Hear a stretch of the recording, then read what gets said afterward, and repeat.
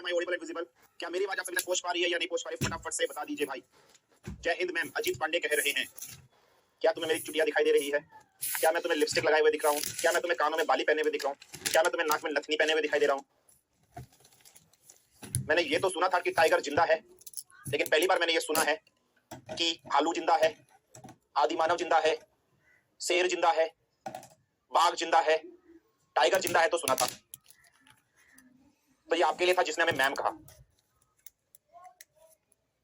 तो जिसने हमें मैम कहा उसके लिए था ये। सर आप क्रीम लगाए हुए हैं सर, तुझे कैसे पता चला? तुझे कैसे पता चला? चले भाई, सर वो एडमिन मैम के लिए था, आपके लिए नहीं था। चले एडमिन मैम इन सबको ब्लॉक कर दो, ए टू जेड जो भी बकैती करे क्लास में सबको ब्लॉक कर दो।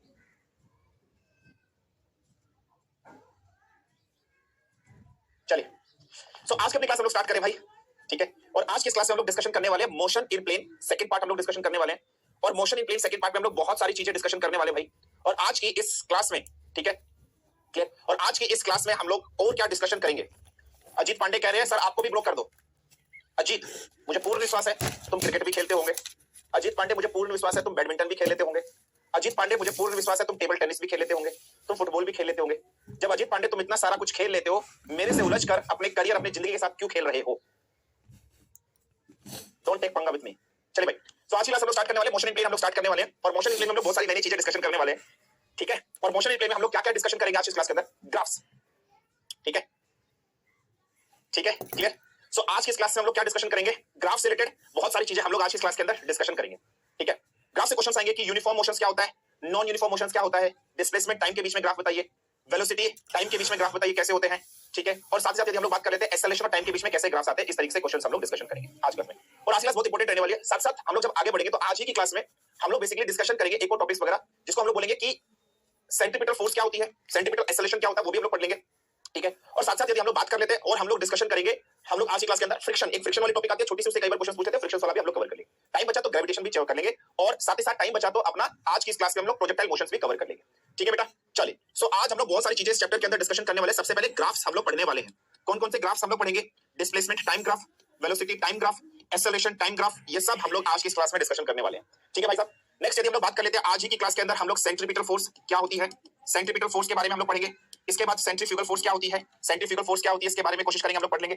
नेक्स्ट आज की क्लास के अंदर हम लोग प्रोजेक्टाइल मोशन, ठीक है, प्रोजेक्टाइल मोशंस, न्यूमेरिकल वगैरह ज्यादा नहीं आते, न्यूमेरिकल जहां से आते हैं वो मैं आपको बताता रहूंगा। और टाइम बचा तो ग्रेविटेशन वाला जो चैप्टर है वो भी हम लोग आज की क्लास में स्टार्ट कर लेंगे। सो ये सब चीजें हम लोग आज की क्लास में खत्म करने वाले हैं। और भी अगर टाइम रहा तो आज फिजिक्स खत्म कर देंगे। नैतिक कुमार करे चुप रहो चपड़गंजू, चली को आग कहते हैं, बुझी को राख कहते हैं, और नैतिक कुमार जो मांग रहा है उसको लात और घुसे कहते हैं। चपड़गंजू कहेंगे, आगे आगे बोल रहे हैं। चलो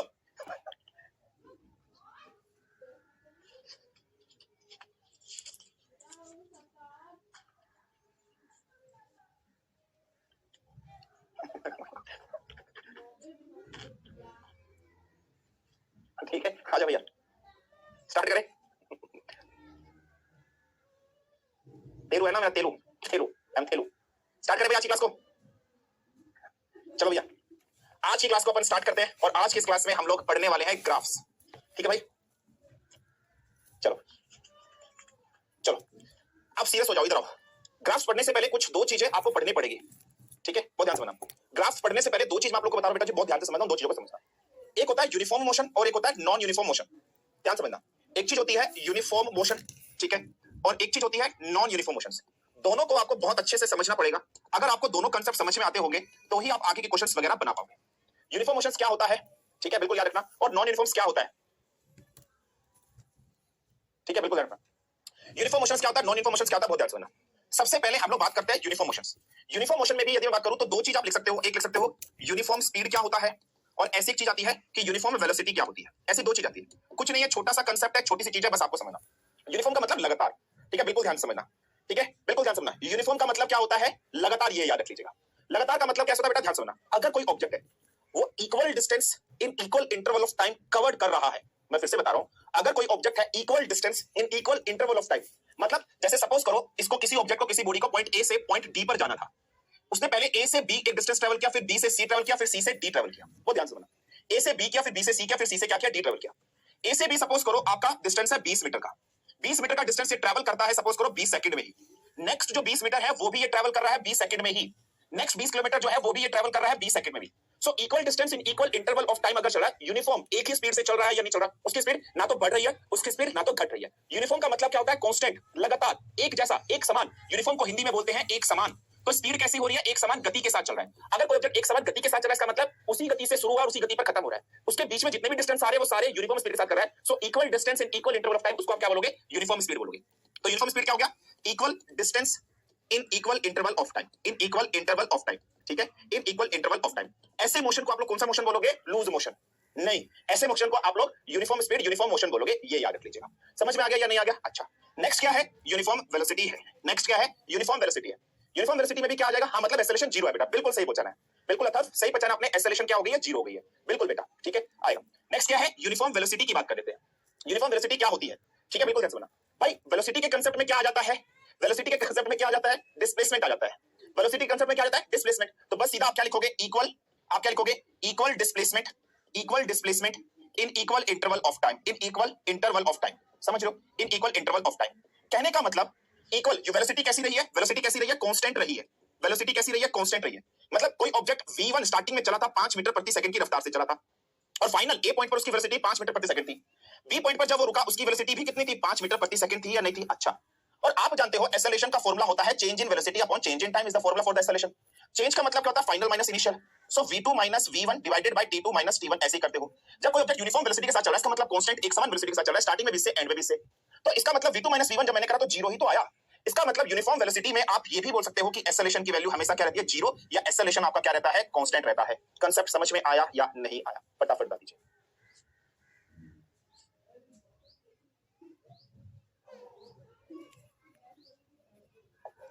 टाइम भी कांस्टेंट रहेगा जी बेटा। टाइम भी है ना, जैसे 5 सेकंड में चला, इसको 20 सेकंड में चला। बिल्कुल बिल्कुल क्लियर हो गया। यूनिफॉर्म मोशन समझ में आया नहीं आया? स्पीड की बात होगी तो डिस्टेंस करोगे, वेलोसिटी की बात करोगे तो डिस्प्लेसमेंट करोगे। चपड़ गंजो समझ में आया या नहीं आया? चपड़ गंजो समझ में आया या नहीं आया?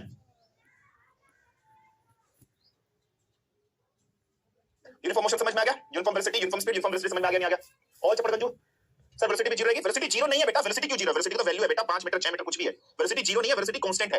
वेलोसिटी कैसे जीरो हो जाएगी? अबे वेलोसिटी अगर जीरो हो जाएगी तो चलेगा ही नहीं ना भाई जी। अगर वेलोसिटी जीरो हो जाएगी तो ऑब्जेक्ट चलेगा ही नहीं यार। वो चलेगा तो कैसे होगा? वेलोसिटी जीरो नहीं होगी, एक्सेलरेशन जीरो है। ठीक है, वेलोसिटी कांस्टेंट है, एक्सेलरेशन जीरो है। नॉन यूनिफॉर्म मोशन क्या होगा भाई? ठीक है, दिव्यांशु गुप्ता कह रहा है सर चूड़ियां तोड़ रहे हैं क्या? हैंड्स अप दिव्यांशु गुप्ता, हाथ करके पकड़ लो। And I am serious. Just stand up and raise your hands like that. खड़े हो गए, खड़े हो गए?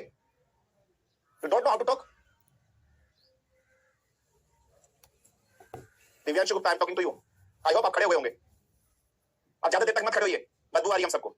बाजुओं से आपकी बदबू आ रही है, बैठ जाइए आप। दिव्यांशु गुप्ता, ज्यादा देर तक मत खड़े रहिए, बाजुओं से बदबू आ रही है, बैठ जाइए आप।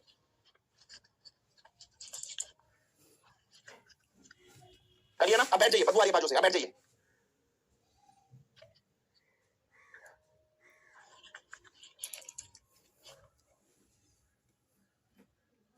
ठीक है, चलो चलो। तो समझ में आ गया? यूनिफॉर्म मोशन समझ में आ गया? Equal distance in equal interval of time. ठीक है, equal distance in equal interval of time, तो आप सीधा बोलोगे कि यूनिफॉर्म है। यूनिफॉर्म स्पीड की बात होगी, equal distance in equal interval of time.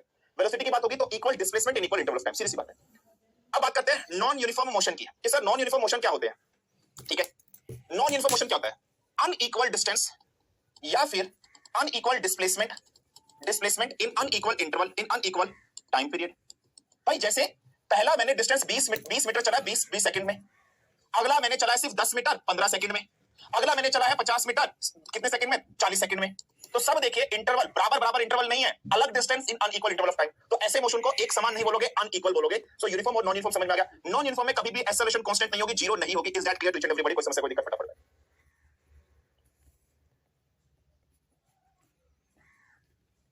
Sir आप जान की तरह लगते हो डोरेमोन वाले।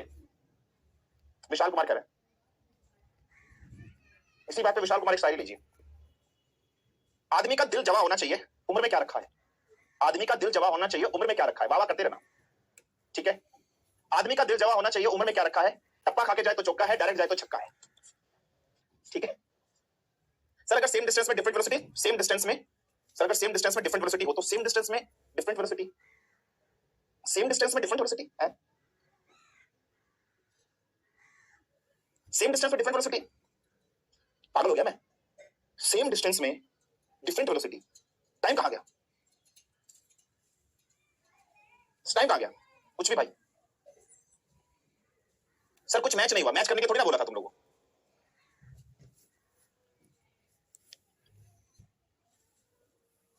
ठीक है, फटाफट मुझे बता दीजिए यूनिफॉर्म और नॉन यूनिफॉर्म मोशन समझ में आया या नहीं आया? यूनिफॉर्म और नॉन यूनिफॉर्म मोशन समझ में आया नहीं आया? फटाफट बता दीजिए यूनिफॉर्म और नॉन यूनिफॉर्म मोशन समझ में आया या नहीं आया? फटाफट मुझे बता दीजिए।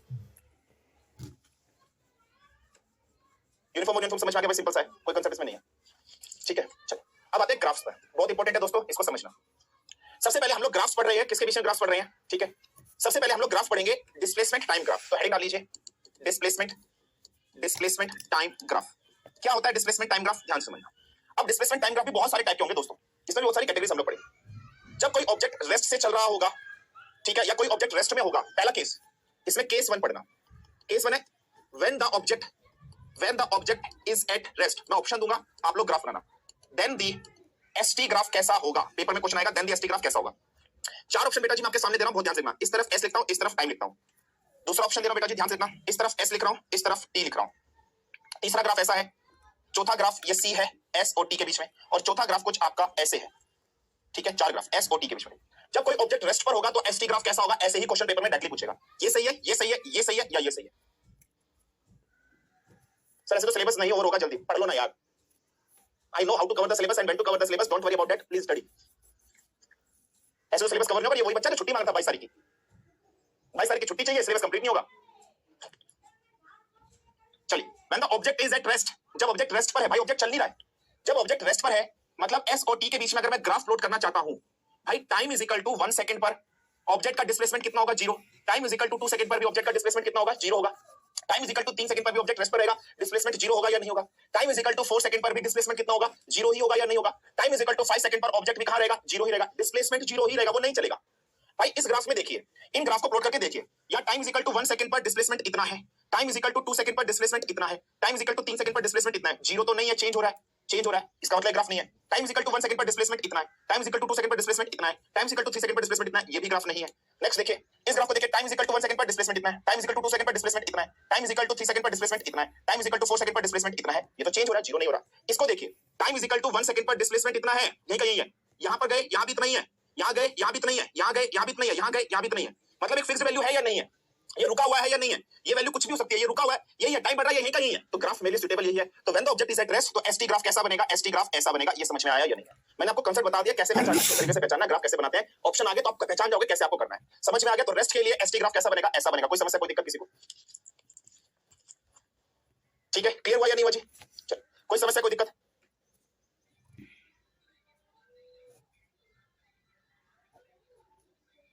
ठीक है, चल fine.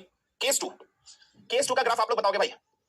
when the object moves with no acceleration, when the object moves with no acceleration, जब कोई ऑब्जेक्ट बिना किसी एक्सेलरेशन के चल रहा होगा, नो एक्सेलरेशन का मतलब समझते हो? कोई एक्सेलरेशन उसके पास नहीं है, यूनिफॉर्म स्पीड या यूनिफॉर्म वेलोसिटी वाली बात हो रही होगी, यूनिफॉर्म स्पीड या यूनिफॉर्म वेलोसिटी वाली बात हो रही होगी। ठीक है बेटा जी, चलिए ग्राफ बताइए कौन सा बनेगा एस और टी के बीच में। पहला ऑप्शन यहां से एस, यहां से टी। दूसरा ऑप्शन ऐसे एस, यहां से टी। तीसरा ऑप्शन एस यहां, टी यहां। चौथा ऑप्शन इस टाइप से एस यहां, टी यहां। बताइए ए, बी, सी या डी, कौन सा ऑप्शन सबसे बेस्ट है? When the object moves with no acceleration, तो एसटी ग्राफ बताइए कैसा होगा, फटाफट मुझे बताइए। ठीक है, और नो एक्सेलरेशन एंड ऑब्जेक्ट ऐसे लिख लीजिएगा, एंड पूरा स्टेटमेंट लिख लीजिएगा, एंड ऑब्जेक्ट इज लोकेटेड, ऐसे लिख लीजिएगा, and object is located at a some distance, at a some distance, object किसी थोड़े से डिस्टेंस के ऊपर लोकेटेड है। पूरी स्टेटमेंट कैसे है? When the object moves with no acceleration and object is located at some distance, object कुछ डिस्टेंस पर है। अब बताइए ग्राफ कैसा होगा? ये होगा, ये होगा, ये होगा या ये होगा? थोड़ा सा चेंज कर दिया मैंने स्टेटमेंट बेटा, दोबारा बताइएगा, स्टेटमेंट चेंज कर दिया मैंने, स्टेटमेंट चेंज करिए। When the object moves with no acceleration and object is located at some distance, अब क्वेश्चन चेंज कर दिया मैंने, ऑब्जेक्ट कुछ थोड़े से डिस्टेंस पर लोकेटेड है। अब बताइए आप ग्राफ कैसा होगा? Object is located at some distance, ठीक है, बताइए। हाँ ठीक है, आप समझ गए ना? अगर मैं यहां ये ना लिखता, object is located at some distance, तो आंसर हो जाता ये, तो आंसर यही हो जाता ना, ठीक है, तो आंसर क्या हो जाता, यही हो जाता कि यूनिफॉर्म मोशन मतलब आप देख लीजिए ऑब्जेक्ट यूनिफॉर्म मोशन के साथ चलता। अगर ये स्टेटमेंट नहीं लिखी होती, ये स्टेटमेंट नहीं लिखी होती तो आपका ग्राफ कैसा होता, ऐसा ही होता। T1 टाइम पीरियड में डिस्टेंस कितना ट्रेवल किया S1, T2 टाइम पीरियड में डिस्टेंस कितना ट्रेवल किया S2, T3 टाइम पीरियड में डिस्टेंस कितना ट्रेवल किया S3। अब आप देखिए 0 से S1 कितने टाइम पीरियड में गया T1, सो 0 S1 के लिए T1 टाइम पीरियड लिया है, ऐसे ही S1 से S2 जाने में टाइम पीरियड कितना लिया है, तो T1 T2 लिया है, T1 T2 लिया है, तो हो जाता यूनिफॉर्म एक्सेलरेशन के लिए ऐसा ग्राफ हो जाता स्ट्रेट लाइन। अगर ये स्टेटमेंट ना लिखी होती तो ग्राफ ऐसा होता, लेकिन यहां बोला object is located at some distance, some distance, ये तो कांस्टेंट का है, ये भी नहीं है। इस वाले ग्राफ को देखिए, इस वाले ग्राफ में क्या हो रहा है, टाइम T1 यहां पर है, T1 के लिए S1 यहां है, टाइम T2 के लिए आप देखिए S2 यहां है, टाइम T3 के लिए आप डिस्प्लेसमेंट देखिए S3 है, टाइम T4 के लिए आप डिस्प्लेसमेंट देखिए S4 है। यार आप खुद देखिए S1 बड़ा है, S2 थोड़ा कम है, S3 कम है, S4 सबसे कम है। जैसे जैसे टाइम बढ़ रहा है डिस्प्लेसमेंट घट रही है, ये यूनिफॉर्म थोड़ी ना है, ये तो नॉन यूनिफॉर्म मोशन हो गया। डिस्टेंस घट रहा है या नहीं घट रहा है, तो ये भी ग्राफ नहीं है। ये ग्राफ होता किसके लिए, यूनिफॉर्म स्पीड के लिए, अगर ये स्टेटमेंट ना लिखी होती। लेकिन अब वो स्टेटमेंट लिखी तो ये भी ग्राफ नहीं है। कुछ डिस्टेंस पर लोकेटेड है, हाँ मैंने कुछ डिस्टेंस पे कर दिया, लेकिन स्ट्रेट लाइन चल रहा है, इसी के साथ ऐसे ही मूव कर रहा है, स्ट्रेट लाइन यूनिफॉर्म में होगा। सो आंसर क्या होगा, ए इज द करेक्ट आंसर। समझ गए ना बेटा जी, ठीक है, क्लियर हो गया नहीं हो गया। केस 3 क्या, डिस्प्लेसमेंट टाइम ग्राफ। अब हम लोग देखना है कि जब ऑब्जेक्ट यूनिफॉर्म पॉजिटिव एक्सेलरेशन के साथ मूव कर रहा हो, एसटी ग्राफ बताइए, एसटी ग्राफ बताइए, when object moves with uniform positive acceleration, when object moves with uniform positive acceleration. Object आपका यूनिफॉर्म पॉजिटिव एक्सेलरेशन के साथ चल रहा है, मतलब हर एक टाइम पीरियड में एक्सेलरेशन चेंज हो रही है, लेकिन एक्सेलरेशन चेंज कैसे हो रही है, ठीक है, एक्सेलरेशन कैसे चेंज हो रही है, पॉजिटिव चेंज हो रही है। सर टाइम कांस्टेंट हो सकता है क्या, शायद मैंने रॉन्ग लिखा है, टाइम बेटा चेंज हो सकता है, T1 T2 की वैल्यू अलग हो सकती है। अब क्या है, यूनिफॉर्म पॉजिटिव एक्सेलरेशन आपको देखना है, मतलब एक्सेलरेशन पॉजिटिव होनी चाहिए लेकिन चेंज हो रही है, यूनिफॉर्म में चेंज हो रही है, तो मुझे बताइएगा ग्राफ कैसे बनेगा। पहला ग्राफ मैं आपके सामने ड्रॉ कर रहा हूं, ठीक है, कुछ इस प्रकार से। दूसरा ग्राफ मैं आपके सामने ड्रॉ कर रहा हूं कुछ ऐसे। तीसरा ग्राफ मैं आपके सामने ड्रॉ कर रहा हूं कुछ ऐसे। चौथा ग्राफ मैं आपके सामने ड्रॉ कर रहा हूं कुछ ऐसे। बताइए, when object moves with uniform acceleration, uniform मतलब चेंज हो रहा है, constant distance in constant time period, लेकिन पॉजिटिव एक्सेलरेशन चेंज हो रही है। यूनिफॉर्म में तो 0 होती है, लेकिन यहां एक्सेलरेशन चेंज हो रही है भाई, यहां एक्सेलरेशन चेंज हो रही है, यहां एक्सेलरेशन चेंज हो रही है आपकी। इस वाले केस में एक्सेलरेशन चेंज हो रही है, यूनिफॉर्म नहीं रही है, यूनिफॉर्म रहती तो स्ट्रेट लाइन बन जाता। पॉजिटिव एक्सेलरेशन मतलब चेंज हो रही है, सीधी सी बात है। ये नहीं होगा, ये नहीं होगा। इसमें क्या हो रहा है, इसमें आप देखिए घट रहा है, तो इसमें रिटार्डेशन हो रहा है, ये भी नहीं है, इसमें तो घट रहा है ना भाई। देखो इसमें क्या हो रहा है, बढ़ रहा है या नहीं है, एक्सेलरेशन हमेशा बढ़ रही है या नहीं बढ़ रही है, एक्सेलरेशन हमेशा आपकी बढ़ रही है, पॉजिटिव में बढ़ रही है, इसमें एक्सेलरेशन नेगेटिव में आ रही है, ये नहीं है। Answer of this question is what बेटा, ए है। तो रख लीजिएगा, अगर ऐसा क्वेश्चन पूछा हो स्टेटमेंट तो इसका ग्राफ ऐसे बनेगा, इसका ग्राफ कैसे बनेगा, ऐसे, ये रख लेना, ठीक है जी, समझ में आ गया। चौथा केस भाई, केस फोर्थ लिखिए, केस फोर्थ लिखिए। केस फोर्थ क्या है, नेगेटिव एक्सेलरेशन, नेगेटिव। चौथा केस भाई, केस फोर्थ लिखिए, केस फोर्थ लिखिए। केस फोर्थ क्या है, नेगेटिव एक्सेलरेशन। नेगेटिव एक्सेलरेशन के लिए एसटी ग्राफ बताइए कैसा होगा। एसटी ग्राफ और नेगेटिव एक्सेलरेशन बताना है आपको कि एसटी ग्राफ नेगेटिव एक्सेलरेशन के लिए कैसा होगा, आपको ये बताना है। पहला ऑप्शन ऐसा, ऐसा नहीं लीजिएगा, ठीक है। दूसरा ग्राफ मैं आपके सामने बनाता हूं ऐसा, तीसरा ग्राफ मैं आपके सामने बनाता हूं ऐसा, चौथा ग्राफ मैं आपके सामने बनाता हूं ऐसा। फटाफट बताइए, ठीक है।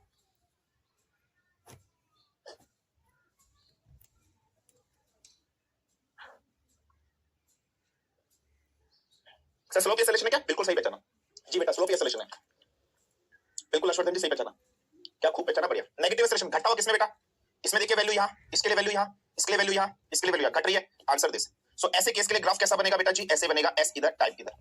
4 केस बनते हैं एसटी ग्राफ के अंदर, सब चीज आपको बता दिया, ठीक है। क्लियर हुआ या नहीं हुआ। एसटी ग्राफ में रेस्ट पोजीशन से यूनिफॉर्म मोशन होगा, लेकिन कुछ डिस्टेंस के ऊपर होगा। पॉजिटिव एक्सेलरेशन, नेगेटिव एक्सेलरेशन के लिए ग्राफ सारे बता दिए, रख लीजिएगा, यही ऑप्शन मिलेंगे डायरेक्टली। स्लोप को देखना है कैसे बनाना है, किस तरीके से करना है, आपको मैंने समझा दिया। कोई तमत्या, कोई दिक्कत, किसी बत्ते को कितनी प्रकार की कोई तमत्या, ठीक है। चलिए भाई, फाइन, चलो अब आते हैं हम वेलोसिटी टाइम ग्राफ पर। अब हमारे हैं वेलोसिटी टाइम ग्राफ पर कि वेलोसिटी टाइम ग्राफ कैसे बनता है, किस प्रकार से बनता है, हम इसको पढ़ रहे हैं। पर सर वीटी ग्राफ में तो स्लोप वेलोसिटी होगा ना, वीटी ग्राफ तो अभी मैंने आपको पढ़ाया ही नहीं ऋषि। बेटा वीटी ग्राफ तो अभी मैंने आपको पढ़ाया नहीं, मैं तो एसटी ग्राफ पढ़ा रहा था। अभी वीटी ग्राफ पढ़ाएंगे ना, थम दाओ, लुक दाओ, तेलू है मेरा नाम, तेलू, आई एम तेलू। गधो निकम्मो बेशर्मो, समझ में आ गया नहीं आ गया यहां तक।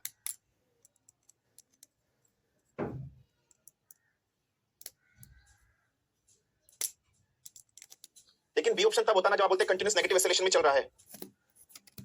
बेटा ये ग्राफ तब बनना है जब ऑब्जेक्ट कुछ पर्टिकुलर डिस्टेंस पर है और नेगेटिव एक्सेलरेशन के साथ चल रहा है। ऑब्जेक्ट कुछ डिस्टेंस पर है, ऑब्जेक्ट कुछ डिस्टेंस पर है और ऑब्जेक्ट कुछ डिस्टेंस पर है और ऑब्जेक्ट डिस्टेंस होने के साथ-साथ नेगेटिव एक्सेलरेशन के साथ चल रहा है। नेगेटिव एक्सेलरेशन मतलब वेलोसिटी उसकी घट रही होगी। सो डिस्प्लेसमेंट टाइम ग्राफ क्या देता है, वेलोसिटी देता है। अगर वेलोसिटी घट रही है भाई, डिस्प्लेसमेंट टाइम ग्राफ वेलोसिटी देता है या नहीं देता है। वेलोसिटी घट रही है तो इसका मतलब कहीं ना कहीं आपकी एक्सेलरेशन भी घट रही होगी या नहीं घट रही होगी भाई। ये ग्राफ कब है? जब आपका कोई ऑब्जेक्ट कुछ सर्टेन डिस्टेंस पर और नेगेटिव एक्सेलरेशन से चल रहा है। वेलोसिटी टाइम, ये जो डिस्प्लेसमेंट टाइम ग्राफ होता है, ये वेलोसिटी दे रहा है या नहीं दे रहा है? अगर वेलोसिटी घट रही है यहाँ से, तो भाई एक्सेलरेशन भी घट रही होगी या नहीं घट रही होगी? ये ग्राफ कब है? जब कोई ऑब्जेक्ट आपका पॉजिटिव एक्सेलरेशन से चल रहा है और ऑब्जेक्ट किसी सर्टेन हाइट पर है। इसका मतलब पॉजिटिव एक्सेलरेशन तब होगी जब वेलोसिटी भी पॉजिटिव होगी। वेलोसिटी पॉजिटिव कैसे होगी भाई? इस वाले ग्राफ में होगी, कुछ हाइट पर है, बढ़ रही है, वेलोसिटी पॉजिटिव है, एक्सेलरेशन भी पॉजिटिव होगा या नहीं होगा? बता दो नालायक को, निठल्लो बेशर्मो, समझ में आ रहा है या नहीं आ रहा है?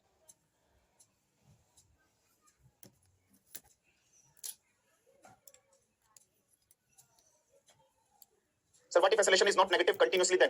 प्रथम पांडे, अगर एक्सेलरेशन नेगेटिव नहीं है, कंटीन्यूअसली है, तो बेटा ये ग्राफ बनेगा, ये ग्राफ बनेगा।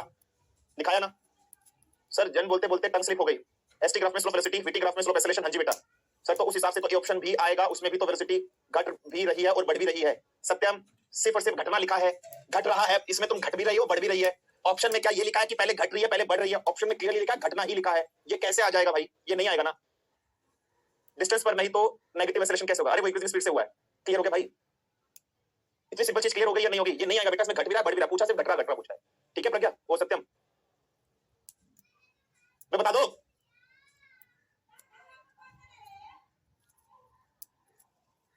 Sir I am asking about not being continuously then. अगर मैं पूछ रहा हूं कंटीन्यूअसली बढ़ नहीं रही है बेटा, नहीं बढ़ रही होगी, फिर ग्राफ चेंज देखना पड़ेगा ऑप्शन के साथ। अगर लिखा कि पहले बढ़ रही है फिर घट रही है फिर बढ़ रही है फिर घट रही है, फिर ऑप्शन देखोगे ना बेटा हिसाब से, तो आप कर लोगे ना। ठीक है चलिए, अब आते हैं वेलोसिटी टाइम ग्राफ पर। सबसे पहले वेलोसिटी टाइम ग्राफ के कुछ बेसिक्स देख लीजिए बेटा। सबसे पहले वेलोसिटी टाइम ग्राफ के कुछ बेसिक देख लीजिएगा। ठीक है, बिल्कुल ध्यान से समझिएगा। ठीक है, वेलोसिटी टाइम ग्राफ के कुछ बेसिक देख लीजिएगा। वेलोसिटी टाइम ग्राफ आपको क्या बताता है कि वेलोसिटी का वेरिएशन टाइम के साथ कैसे हो रहा है। वेलोसिटी टाइम ग्राफ आपको बताता है कि वेलोसिटी का वेरिएशन टाइम के साथ कैसे हो रहा है। जैसे डिस्प्लेसमेंट टाइम का जो स्लोप था बेटा, आपको वेलोसिटी दे रहा था, ऐसे ही वेलोसिटी टाइम का जो स्लोप होगा वो क्या देगा? एक्सेलरेशन। क्योंकि एक्सेलरेशन होता है change in velocity upon change in time. Acceleration क्या होता है बेटा जी? Change in velocity upon change in time होता है। तो वेलोसिटी टाइम में एक्सेलरेशन, वेलोसिटी क्या होती है? Change in displacement upon change in time. तो डिस्प्लेसमेंट टाइम आपको वेलोसिटी देता था, वेलोसिटी टाइम एक्सेलरेशन देगा। दूसरा पॉइंट आपको समझ में आ गया। लेकिन बेटा बहुत ध्यान से समझना, वेलोसिटी टाइम ग्राफ का जो एरिया होगा, समझ रहे हो? The area of velocity time graph क्या होगा? कुछ नहीं होगा। जैसे फॉर एग्जांपल ध्यान से देखो, मैंने एक स्लोप बना दी, बिल्कुल ध्यान से समझना बेटा जी। मैंने ऐसे करके एक वेलोसिटी टाइम ग्राफ बना दिया, सपोज करो वीटी टाइम ग्राफ मैंने बना दिया इस तरीके से। इस वीटी टाइम ग्राफ में मैंने जो पॉइंट है वो ये है। तो बेटा जी ये जो एरिया है, ये एरिया है, ये एरिया क्या दिखाएगा? ये है आपका एरिया। सो एरिया कैसे निकालोगे वेलोसिटी टाइम ग्राफ में? वेलोसिटी को मल्टीप्लाई करके टाइम से। वेलोसिटी को किससे मल्टीप्लाई करके? टाइम से। और वेलोसिटी को जब आप टाइम से मल्टीप्लाई करोगे, ठीक है, बिल्कुल ध्यान से समझना, तो आपको क्या मिलेगा? Velocity is equal to displacement upon time. Velocity को मैंने टाइम से मल्टीप्लाई कर दिया तो मुझे क्या मिलेगा? डिस्प्लेसमेंट मिलेगा। इसका मतलब वेलोसिटी टाइम ग्राफ का जो एरिया होगा वो आपको क्या देगा? डिस्प्लेसमेंट देगा। वो आपको क्या देगा? डिस्प्लेसमेंट देगा। तो यही पॉइंट यहां पर लिखा, क्वेश्चन पूछा जा सकता है। ठीक है, सो याद रख लीजिएगा, वेलोसिटी टाइम ग्राफ का एरिया डिस्प्लेसमेंट देगा, वेलोसिटी टाइम ग्राफ का स्लोप, स्लोप आपको क्या देगा? एक्सेलरेशन देगा। ये पॉइंट याद रख लीजिएगा, स्लोप देगा एक्सेलरेशन। सो ये चीज आपको समझ में आ गई या नहीं आ गई? कोई समस्या कोई दिक्कत यहां तक? तो फटाफट बताइए। इतनी चीज क्लियर हो गई या नहीं होगी? फटाफट बताइए। इतनी चीज क्लियर हो गई या नहीं होगी? बताइए।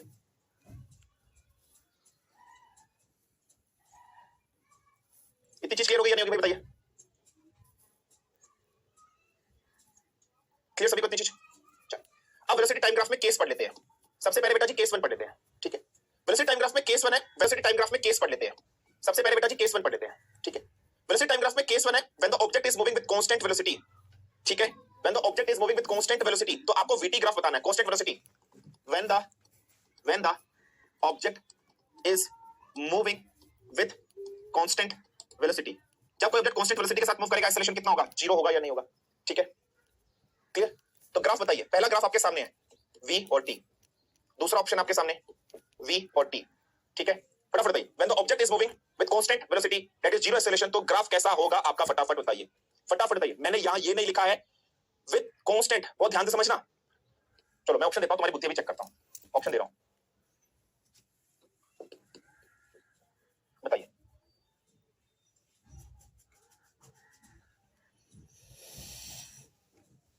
क्या ऑप्शन होगा? बताइए।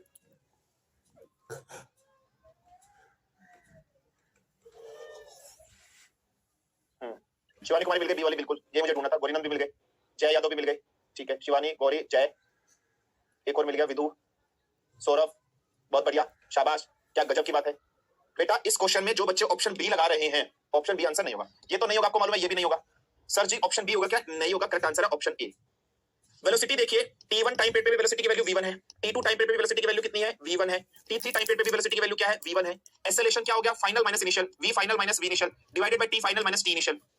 ए से बी के बीच में एक्सेलरेशन निकालता हूं, कितना है? मतलब t1 से t2 के बीच में एक्सेलरेशन निकालता हूं। v फाइनल भी v1 आया, v इनिशियल भी v1 आया, t2 माइनस t1, एक्सेलरेशन की वैल्यू 0 आई है। इस केस में भी एक्सेलरेशन की वैल्यू यहां से यहां निकालते हैं, यहां से यहां निकालते हैं, v1 minus v1 upon t3 minus t2, यहां पर भी 0 आई है।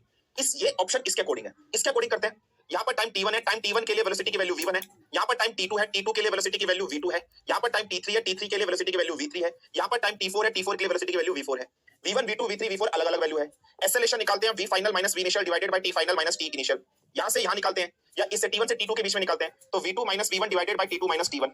v2 बड़ा है या नहीं है v1 से, क्या कभी एक्सेलरेशन 0 आएगी? नॉट इक्वल टू 0 आएगी। अब निकालते हैं t2 से t3 के बीच में, तो v3 minus v2 divided by t3 minus t2। ऐसा t3 बड़ा है v2 से, क्या एक्सेलरेशन कभी 0 आएगी? नहीं आएगी। पेपर में पूछा एक्सेलरेशन इक्वल टू 0, तो जिन गधों ने इसको आंसर लगाया है वो डूब के कहीं मर जाए, अगर चुल्लू पर पानी मिल जाए। नहीं है तो बाथरूम में जाकर चुल्लू पर ले आए। ये ऑप्शन नहीं है, करेक्ट आंसर ये है।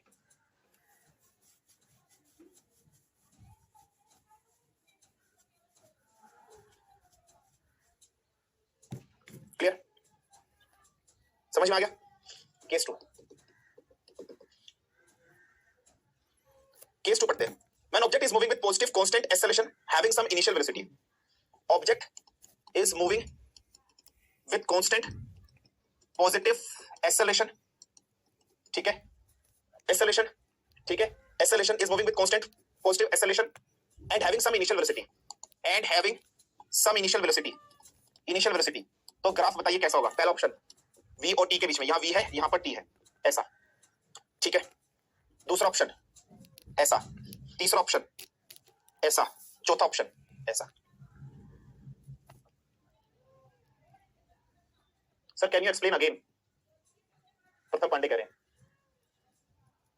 कर देते हैं।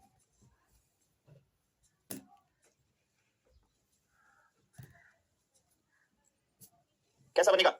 Object is moving with constant positive acceleration and having some initial velocity. वही सेम ग्राफ जब ऑब्जेक्ट कुछ डिस्प्लेसमेंट के बाद पॉजिटिव वेलोसिटी के साथ चल रहा था। Object is having some initial velocity, initial velocity इसमें भी है, इनिशियल वेलोसिटी इसमें भी है, इनिशियल वेलोसिटी इसमें भी है, सब में इनिशियल वेलोसिटी है। Constant positive acceleration, velocity time graph का स्लोप एक्सेलरेशन देता है। यहां ऑब्जेक्ट ऊपर से नीचे की तरफ चल रहा है, घट रहा है, इसका मतलब नेगेटिव एक्सेलरेशन होगा, ये ऑप्शन में नहीं होगा। यहां पर ऑब्जेक्ट ऊपर से नीचे की तरफ चल रहा है, घट रहा है, इसका मतलब नेगेटिव एक्सेलरेशन होगा, ये ऑब्जेक्ट ऑप्शन में नहीं होगा। या कांस्टेंट चल रहा है, यहां पर एक्सेलरेशन 0 होगा, ये ऑप्शन में नहीं होगा। इसमें देखिए एक्सेलरेशन ऊपर की तरफ चल रहा है, बढ़ रही है या नहीं बढ़ रही है? Answer of this question is a, yes और नो, ठीक है? ए क्लियर? एक बच्चा कहता सर ये ग्राफ दोबारा शो कर दीजिए, दोबारा समझा दीजिए। यार तुम लोग का सही में यार बहुत टाइम वेस्ट करते हो, फिर बोलते हो सिलेबस नहीं हो रहा, पीछे हो रहा है, हो रहा है। अगर तो तुम लोग अपनी बेच के आ चुके हो। यार तुम लोग का सही में यार बहुत टाइम वेस्ट करते हो, फिर बोलते हो सिलेबस नहीं हो रहा, पीछे हो रहा है, हो रहा है। अगर तो तुम लोग अपनी बेच के आ चुके हो। ये 0 है, ये वेलोसिटी है, ये टाइम है। फर्स्ट ऑप्शन फिर से दिखा रहा हूं। t1 टाइम पीरियड के लिए वेलोसिटी कितनी है भाई? v1 है। t2 टाइम पीरियड के लिए भी वेलोसिटी v2 है। t3 टाइम पीरियड के लिए भी वेलोसिटी ये है। एक्सेलरेशन क्या होता है? Change in velocity v final minus v initial t final divided by t initial. यहां से यहां t1 से t2 के लिए देखिए, t1 से t2 फाइनल वेलोसिटी t2 पर गया तो वैल्यू क्या है? v1। यहां भी v1 है, सॉरी सब पे वेलोसिटी कांस्टेंट है, v1 है या नहीं है? t2 पे v1, t1 पे भी v1, टाइम कुछ भी हो t2 minus t1, v1 v1 same है, 0 आई या नहीं है एक्सेलरेशन? t2 से t3 पर गया तो t3 पे वेलोसिटी v1 है, t2 पे वेलोसिटी v1 है, divided by t3 minus t2, acceleration 0 आई या नहीं आई? अच्छा, एक ग्राफ दूसरा आपका ये बना हुआ था भाई, ऐसे बना हुआ था ग्राफ। अब आप इस ग्राफ को देखिए, यहाँ टाइम t1 है, वेलोसिटी v1 है भाई, 1 2 3 4 5 वैल्यू बढ़ती है ना। यहाँ पर आप गए t2 टाइम पीरियड के लिए वेलोसिटी v2 है, t3 टाइम पीरियड के लिए वेलोसिटी देखिए v3 है, t4 टाइम पीरियड के लिए वेलोसिटी देखिए v4 है। v4 is greater than v3 is greater than v2 is greater than v1। t1 से t2 के लिए करिए तो v2 minus v1 divided by t2 minus t1। भैया v2 यहां से यहां तक है, v1 यहां से यहां तक है, इतने में से इतना माइनस करोगे तो भैया यही मिलेगा या नहीं मिलेगा? ये कभी 0 होगा क्या? नॉट इक्वल टू 0 नहीं होगा क्या? नेक्स्ट t2 से t3 गए तो t3 पे वेलोसिटी v3 है, t2 पे वेलोसिटी v2 है, तो v3 यहां से यहां तक है, v3 में से v2 माइनस करोगे तो गधो ये मिलेगा या नहीं मिलेगा? इतना मिलेगा। इसकी क्या वैल्यू 0 है? नहीं है ना, नॉट इक्वल टू 0 है। पेपर में पूछा था इक्वल टू 0, तो ये ऑप्शन कैसे हो जाएगा? चपड़ गुंजो।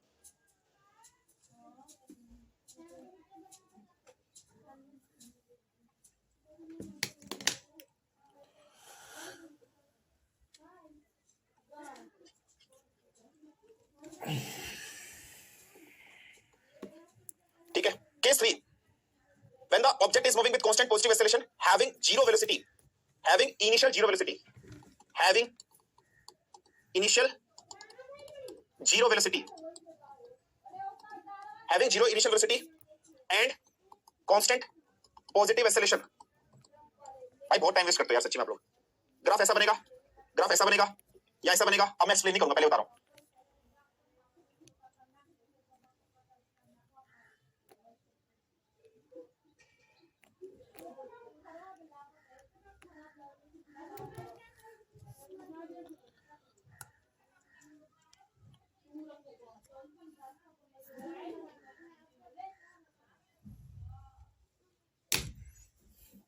ठीक है, आंसर कैसा बनेगा? यही बनेगा। ये नहीं होगा, ये नहीं होगा, ये नहीं होगा। आंसर कैसा बनेगा? ये बनेगा। जीरो इनिशियल वेलोसिटी है या नहीं है? इन सब में इनिशियल वेलोसिटी जीरो नहीं है, यहां पर कुछ ना कुछ सर्टेन इनिशियल वेलोसिटी है, इसमें जीरो इनिशियल वेलोसिटी है और कांस्टेंट पॉजिटिव एक्सेलरेशन के साथ चल रहा है। समझ रहे हो? कांस्टेंट मतलब फिक्स वैल्यू आ रही है, कांस्टेंट पॉजिटिव एक्सेलरेशन का मतलब फिक्स वैल्यू आ रही है लेकिन नॉन जीरो है।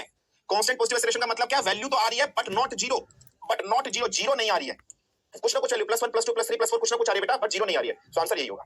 ठीक है। केस 4 पढ़िए। When object is moving with increasing acceleration having zero velocity, increasing acceleration, ठीक है, but having zero initial velocity, पहला ग्राफ, दूसरा ग्राफ, तीसरा ग्राफ, चौथा ग्राफ, ऐसे बताइए।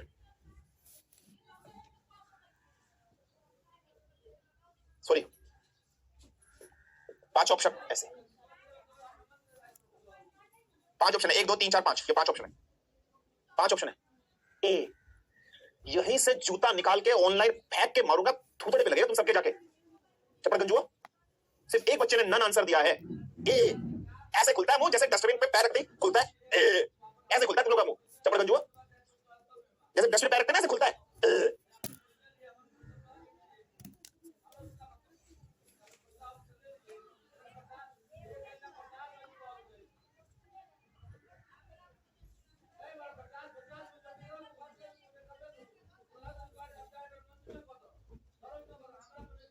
आंसर क्या है? ये है 5वां। इनिशियल जीरो वेलोसिटी इसमें इनिशियल है नहीं है, इसमें है नहीं है, इसमें है नहीं है, इसमें नहीं है। इंक्रीजिंग एक्सेलरेशन, बढ़ता हुआ ग्राफ, यही है।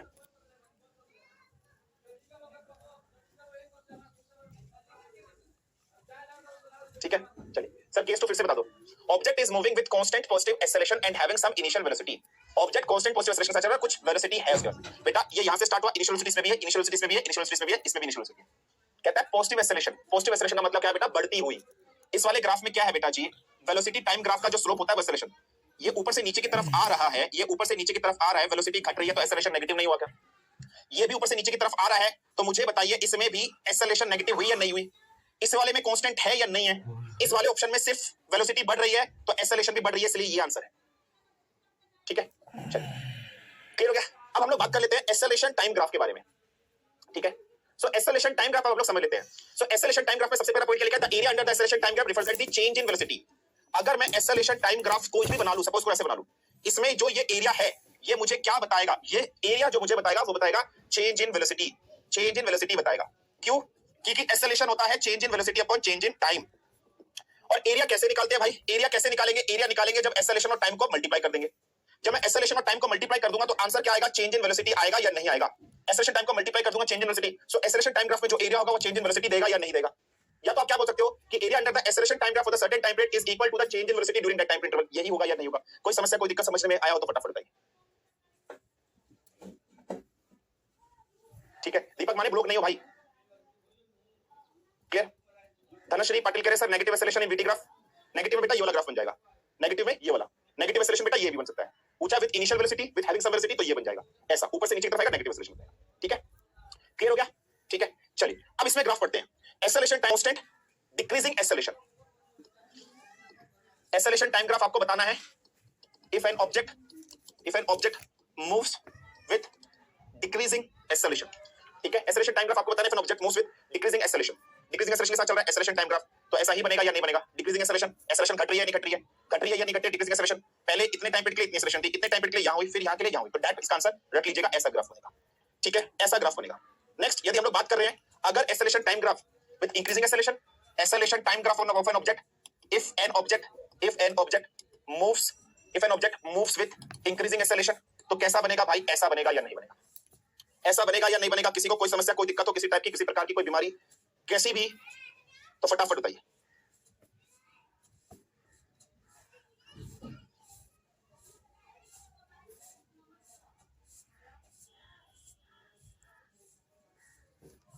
फटाफट बताइए।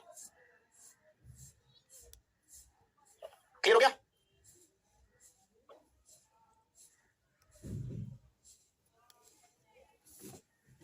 समझ में आ गया नहीं आ गया भाई?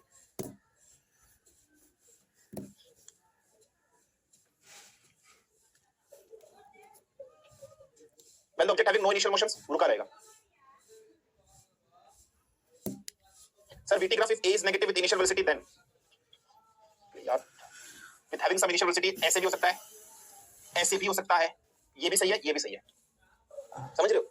इनिशियल वेलोसिटी है, नेगेटिव एक्सेलरेशन है, तो ये VT ग्राफ है नेगेटिव एक्सेलरेशन के लिए विद इनिशियल वेलोसिटी।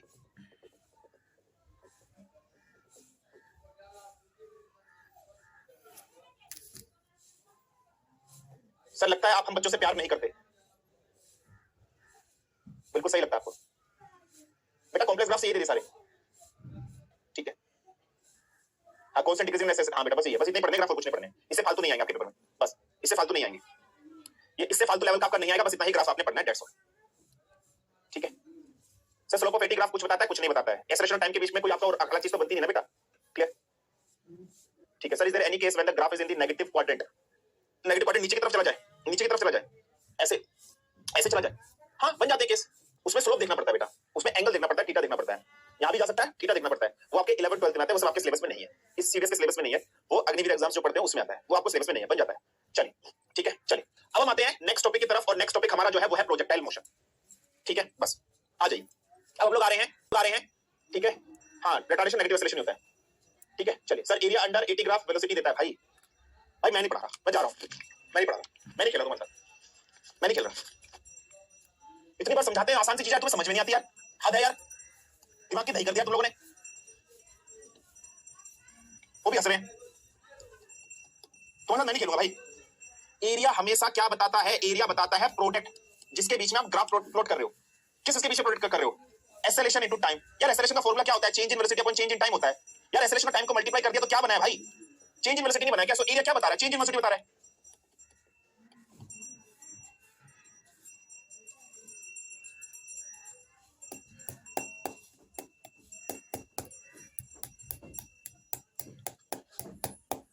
इतनी सिंपल चीज नहीं आती तुम लोगों को यार,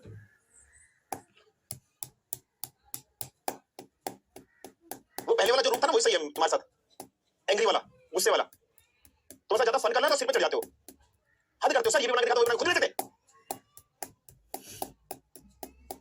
गधे कहीं के।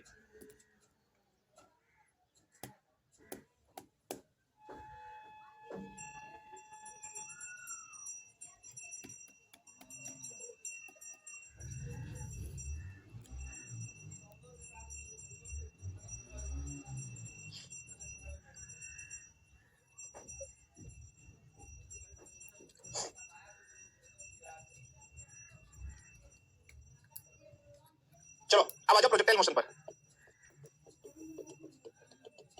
इसके न्यूमेरिकल्स पेपर में आएंगे नहीं आएंगे कोई टेंशन लेने की जरूरत नहीं है, ठीक है, क्लियर, बिल्कुल ध्यान से समझना, बहुत ध्यान से समझना, प्रोजेक्टाइल मोशन के, ठीक है बिल्कुल ध्यान से समझना, प्रोजेक्टाइल मोशन के न्यूमेरिकल्स पेपर में नहीं आते हैं, आ गए हैं तो टेंशन नहीं लेना है, क्यों, सिंपल न्यूमेरिकल आएंगे, दैट फॉर्मूले बेस्ड न्यूमेरिकल आएंगे, दैट वैल्यू होगी, दैट आपको पुट कर ले, समझ गए। फिर से तारा प्रोजेक्टाइल मोशंस के न्यूमेरिकल्स पेपर में नहीं आते हैं, आए 3 फॉर्मूले हैं, 3 फॉर्मूले में दैट वैल्यू पुट कर लीजिएगा, दैट क्वेश्चन सॉल्व हो जाएगा, बस। अब समझिएगा प्रोजेक्टाइल मोशन क्या होता है।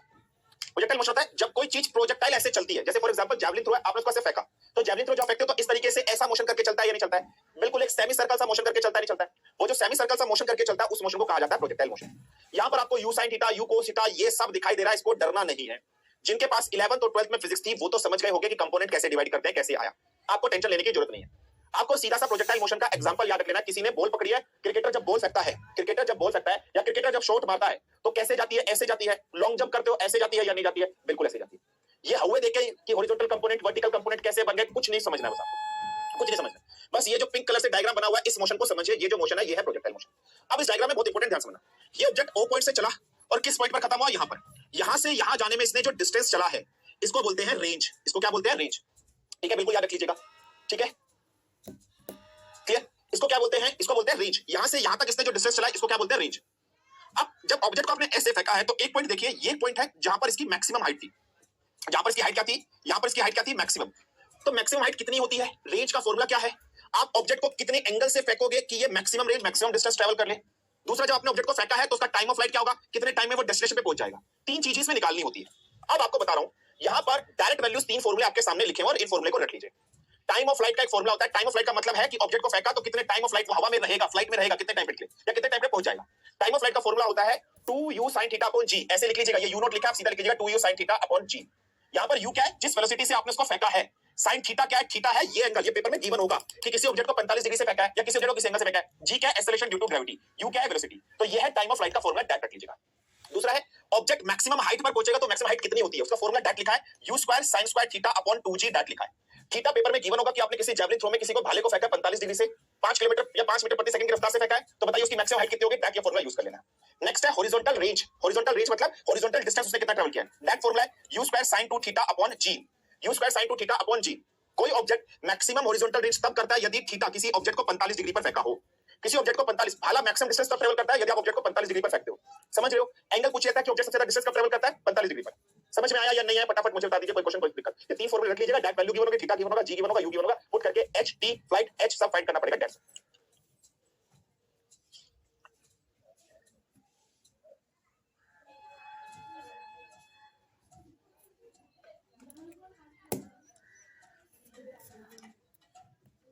क्लियर हो गया नहीं हो गया? सर कोई भी फॉर्मूला कैसे बनाया जाता है बेटा, ये डेरिवेशन है, बहुत बड़ी लंबी डेरिवेशन आपको नहीं पढ़नी है, डेरिवेशन पेपर में नहीं आती है। ठीक है बेटा जी, डेरिवेशन आती है पेपर में, डेरिवेशन आपको नहीं रखनी है, वो लंबा पड़ जाती है, दैट बस ये फॉर्मूला रख लीजिए, दैट्स ऑल। मानसी मैडम तुम्हारे भाई के डायरेक्ट कांटेक्ट है, अभी रुक जाओ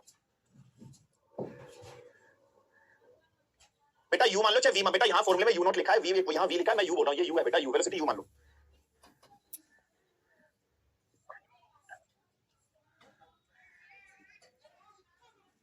भाई ये डेरिवेशन में ना फंसना वरना सर घूम जाएंगे। अच्छा सर घूम जाएंगे। Hello Mansi ma'am. हाँ जी सर। मैम ये ना दीपक माने के प्लीज बेचारे की रिक्वेस्ट एक्सेप्ट कर लेना, ये पैर जोड़ रहा है, हाथ जोड़ रहा है, इसको ब्लॉक मत करना। ठीक है सर, ठीक है। और कोई है जो अपनी सिफारिश देना चाहता है, दो चार जो ब्लॉक नहीं होना चाहता है? मैडम जिसकी सिफारिश है प्लीज उनको ब्लॉक मत करना, बेचारे बहुत मेहनती बच्चे हैं, दिन रात पढ़ते हैं, लिखते हैं, इतनी मेहनत करते हैं, सोना बाबू गुड नाइट सब करते हैं लोग, इनको ब्लॉक मत करना मैडम। हो गया सर।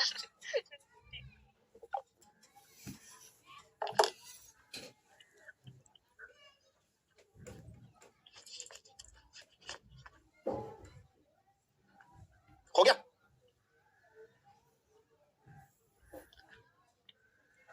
अब कोई तुम्हें ब्लॉक नहीं करेगा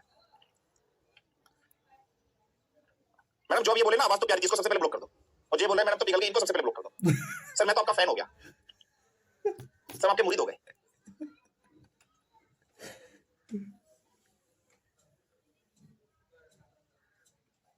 ठीक है चलो हो गया, चलो भैया नेक्स्ट आ जाओ, नेक्स्ट टॉपिक पर आओ, सेंटीमीटर फोर्स और सेंटीमीटर एक्सेलरेशन पर। नेक्स्ट आ जाओ, सेंट्रीपिटल फोर्स क्या होती है? ठीक है बिल्कुल ध्यान से समझना। सर कुछ भी लिख सकते हैं ना? हाँ जी सर, आप मेरे पवन सिंह हो, अविनाश कह रहा है, और तुम मेरे राहुल गांधी हो। ठीक है चलिए चलो आ जाओ, सेंटीमीटर फोर्स को समझते हैं क्या होती है सेंटीमीटर फोर्स।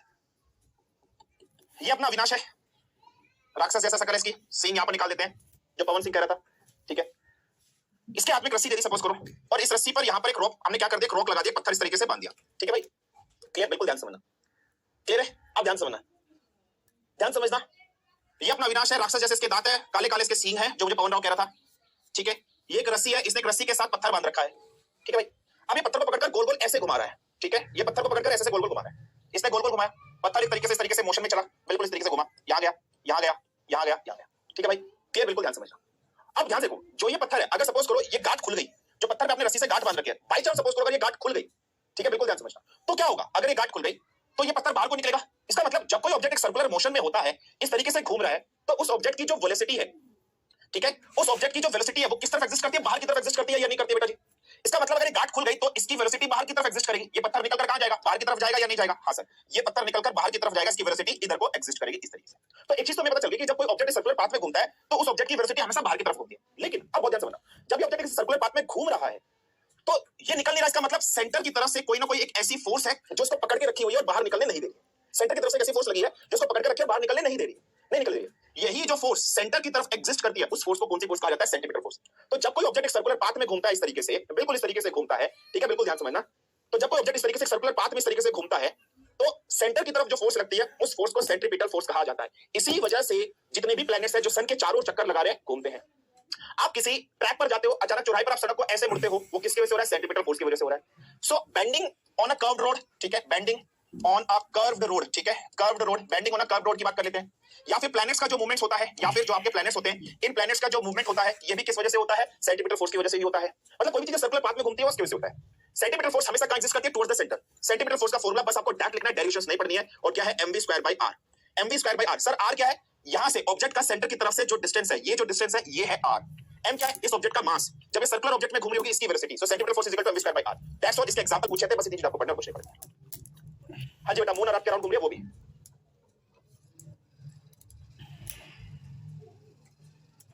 सर मैं रिकॉर्डेड लेक्चर देखा था, ये पेंसिल क्या है? तुम्हारी शादी कैंसिल, ये है पेंसिल।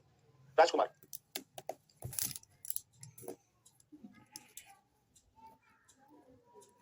और जो मुझे कह रहे थे सर पेंसिल क्या होती है, एक बार बोलो पेंसिल। और मुझे कहते सर आपकी शादी कैंसिल, उनके लिए मैं चीज बोलना चाहूंगा। जब एक स्टेट से आप दूसरे स्टेट में जाते हो, यूपी से महाराष्ट्र, महाराष्ट्र से कहीं किसी दूसरे स्टेट में जाते हो, एक टेस्ट होता है डीएसपीआर, पता नहीं टेस्ट होता है डीपीएसपीआर, वो एल्कोहलिक टेस्ट होता है। और डीएसपीआर डीपीएसआर टेस्ट चेक करने के लिए नाक में मशीन डाली जाती है।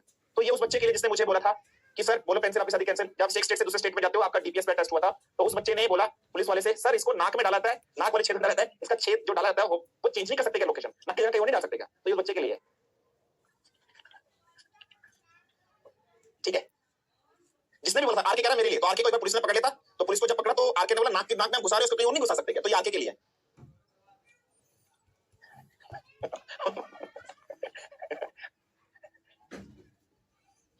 और बोलो,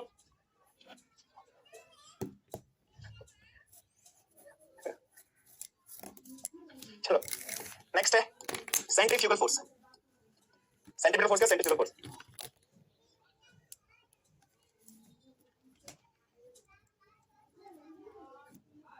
ठीक है सर, एक बार फिर से बता दिए, आर क्या बेटा? जैसे कोई ऑब्जेक्ट सर्कुलर पाथ में इस तरीके से घूम रहा है, ठीक है, ठीक है, ठीक है, जैसे कोई ऑब्जेक्ट इस तरीके से सर्कुलर पाथ में घूम रहा है बेटा, तो जब ऑब्जेक्ट सर्कुलर पाथ में घूम रहा है, तो ये यहां से ऑब्जेक्ट का सेंटर की तरफ से जो डिस्टेंस है बेटा, वो डिस्टेंस है, ठीक है, क्लियर? चलिए अब आते हैं सेंट्रीफ्यूगल फोर्स पर। सेंट्रीफ्यूगल फोर्स क्या होती है, ध्यान समझना।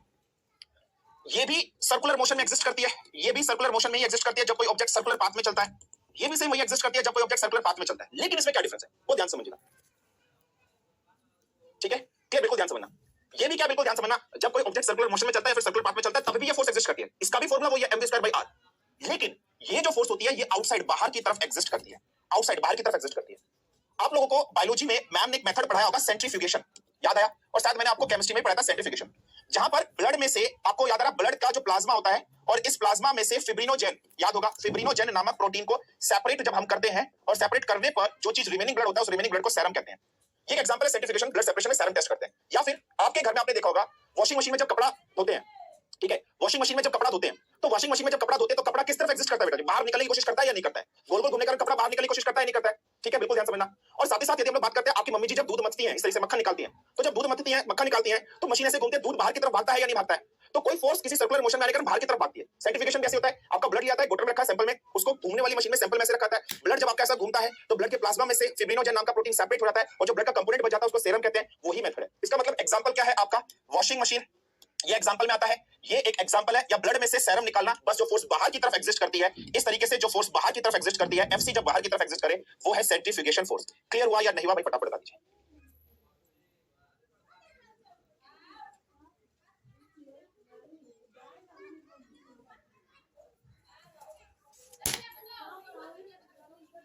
सर सानिया मिर्जा का डाइवोर्स हो गया, तुम्हें कितनी तकलीफ हो रही? हो गया तो हो गया।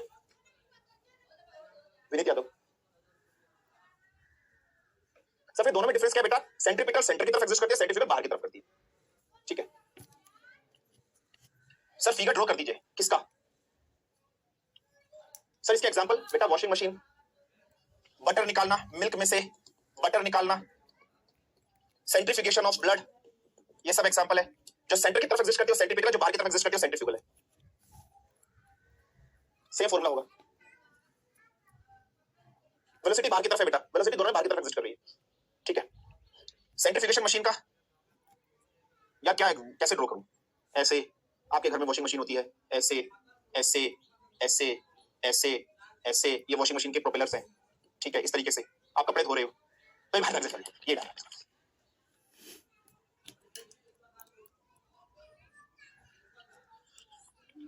ठीक है। बस क्लियर है भाई? समझ में आ गया? हाँ, साइन अलग अलग होगा क्या, पॉजिटिव और नेगेटिव? नहीं, ऐसा कुछ नहीं बेटा, बस ये खुद ही अपने आप में बताता है, बस ये। फ्यूगल में ज्यादा फोर्स होती है बेटा, बिल्कुल। अच्छा चलो मुझे क्वेश्चन बताओ, ब्लड बैंक में जो आपका ब्लड रखा होता है, इसका on an average temperature blood bank में होता है -40 डिग्री सेल्सियस से, है ना, -40 डिग्री सेल्सियस से 12 डिग्री सेल्सियस तक ऑन एन एवरेज टेम्परेचर होता है। मतलब इतना रेंज कर सकता है, लेकिन एवरेज मतलब लोकेशन के हिसाब से, कहीं ज्यादा गर्मी पड़ती है तो चेंज कर सकते हो, लेकिन एवरेज जो लिया जाता है वो 4 डिग्री सेल्सियस का टेम्परेचर रखा जाता है। यार ब्लड को अगर आपने 4 डिग्री सेल्सियस में रख दिया तो यार ब्लड तो फ्रीज हो जाना चाहिए, जम जाना चाहिए, और फ्रीज हो गया तो ब्लड खराब हो जाएगा।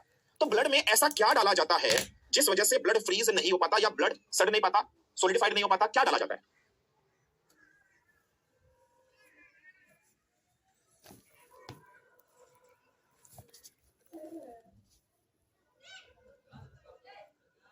बताओ। एंटीकोगुलेटिंग ऑक्सैलिक एसिड, नाइट्रेट। सर इतना तो डॉक्टर होते हैं, आयरन होता है सर, ऑक्सैलिक एसिड होता है। ये कौन सी मशीन है सर? नाइट्रोजन होता है सर, ऑक्सैलिक एसिड होता है, नाइट्रोजन में रखा जाता है, एंटीकोगुलेटिंग फैक्टर होता है। तो तुम्हें पता है एंटीकोगुलेटिंग ऑक्सैलिक एसिड डाला जाता है, क्या है वो? नाइट्रेट।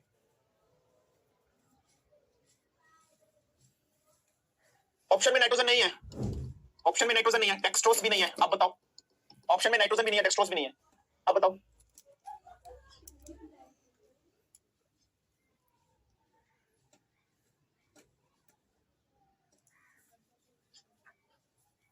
ऋषि कह रहे हैं मैं नहीं बताऊंगा। या तो नाइट्रोजन डाल सकते हो, डेक्सट्रोज डाल सकते हो, या ईडीटी डाल सकते हो, ethyl diamond tetraacetate, ethyl diamond tetraacetate, EDT.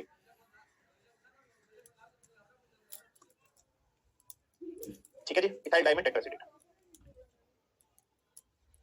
EDT, ethyl diamond tetraacetate. ये नोट्स में दिया हुआ है आपको, केमिस्ट्री के नोट्स में पढ़ के देखा होता तो पता चल जाता कार्बन कंपाउंड में। अगर ऑप्शन में ईडीटी नहीं है तो नाइट्रोजन या डेक्सट्रोज आप डाल सकते हो। ठीक है, सब मैं बस बताने वाला ही था, ये सूरज कह रहे हैं। ठीक है चलो, आज की क्लास में बस इतना ही करते हैं। नेक्स्ट क्लास से हमारा स्टार्ट हो जाएगा ग्रेविटेशन। सब बराबर चल रहे हैं, ग्रेविटेशन वाले चैप्टर पे नेक्स्ट क्लास में हम लोग आएंगे। आज की बस इतना ही है, ठीक है भाई। नेक्स्ट क्लास में ग्रेविटेशन वाले चैप्टर पे हम लोग आएंगे, ग्रेविटेशन करेंगे। क्लियर है? आज के लिए इतना ही।